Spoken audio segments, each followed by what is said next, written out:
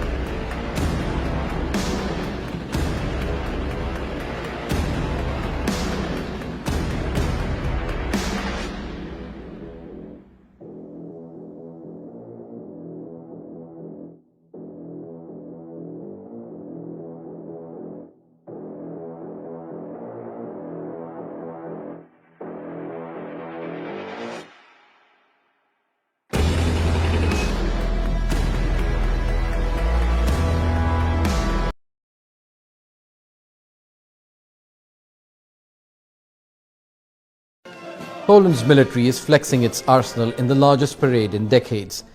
This Army Day is to mark 103 years since winning the Battle of Warsaw against the Soviets. And it's a significant display of how billions have been spent on new equipment since 2014 when Russia annexed Crimea. We are modernizing our armed forces. This year we will allocate over 4% of GDP on defense. We live in dangerous times again. A full-scale war is taking place beyond our eastern border, a war that still has no end in sight. За нашим східним кордоном вже 1,5 року іде, принесла смерть, білі страждання України, геройської України. Критикує нашу підтримку. Це означає, що він насправді... But not everyone is convinced. The opposition says the government is politicizing the military. There are those who criticize this ambitious program. There are those who loudly remind us that we are getting into debt to buy modern equipment. When I hear these voices, I always say we cannot afford to be idle today. Even before the war in Ukraine, Poland began bolstering its military. The close ties between Russia and neighboring Belarus have been a catalyst to purchase more conventional weapons. We thought we lived in times of small mobile armies, but it turns out that we live in an era of artillery and tank battles. Poland is a much richer country compared to 10 to 20 years ago. However, it's still not a rich country in terms of military investments. The cost of buying weapons is only 1/3 of the operating costs over the entire period of maintaining of the equipment.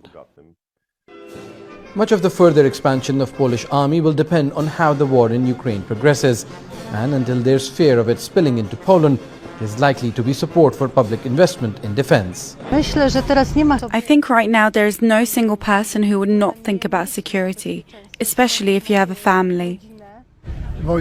Our army is now strong. I personally feel safe, and if needed, I would take up arms and go.